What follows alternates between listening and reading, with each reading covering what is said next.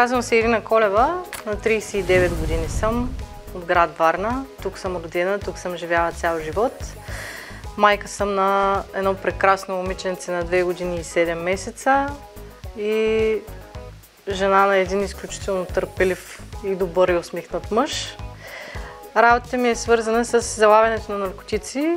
Работя като старши инспектор в отдел борба с наркотрафика. С кикбокса започнах на 15 или 16 години, сравнително късно. Преди това съм тренирала спортни танци, балет, колкото и парадоксално да звучи. И от залата по спортни танци влязах в залата по кикбокс. Почнах съвсем на шега. Не съм предполагала, че след това ще стана състезател, в последствие съдия, след това треньор, до създаването на собствена зала, която беше и моя мечта. И също така и лична кауза, защото е много важно насочеността на младите сега и подрастващите да е към спорта, а не към наркотиците. Има ли желание, има и начин.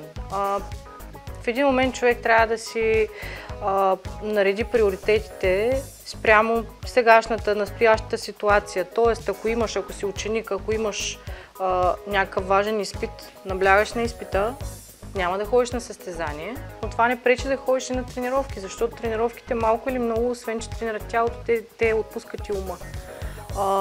Не говорим само за да отпуснат на събраното напрежение, те зареждат спорта като, как да кажа, като шоколада. Отделяш ендорфини.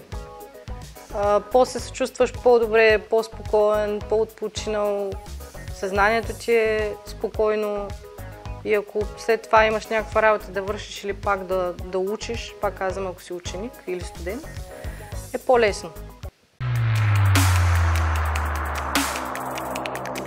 За съжаление наблюдавам все повече млади деца, за мен са деца 15-16 годишни тинейджери, които са крайно затлъстели. Започват от много малки с заболявания, репродуктивните проблеми след това, ранно оплешивяване, опасност от инсулти, инфаркти. Аз когато съм била 20 годишна, при нас нямаше такива случаи толкова чести, докато сега това диабет, също проблеми с сърцето.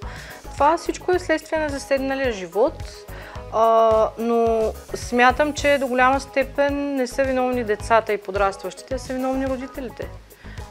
Аз нямам претенции, че съм най-добрата майка, но моето виждане за възпитание на детето не включва таблет. Основният мотив е желанието за лично самоусъвършенстване. Също така и здравето, отново казвам, дисциплината. Много често младите, които минават от тук да тренират, може да са дошли за един или за два пъти или придружават някого, те се палят и се увличат по този спорт, защото виждат пример от по-големите, които изглеждат добре, усмихнати са, чувстват се добре, печелят медали естествено. И това е една страшна мотивация. Личният пример, с 2 думи, е най-голямата мотивация за младите. И се радвам, че освен мен, има и други хора тук в тази зала. И не само в тази зала, но и в другите зали, които дават такъв пример на младите. Да си оставят телефоните и таблетите, да излязат на улицата, да спортуват, да се срещат едни други, защото личният контакт е по-важен от всичко и по-скъп от всичко. Да прегърнат живота, защото е прекрасен.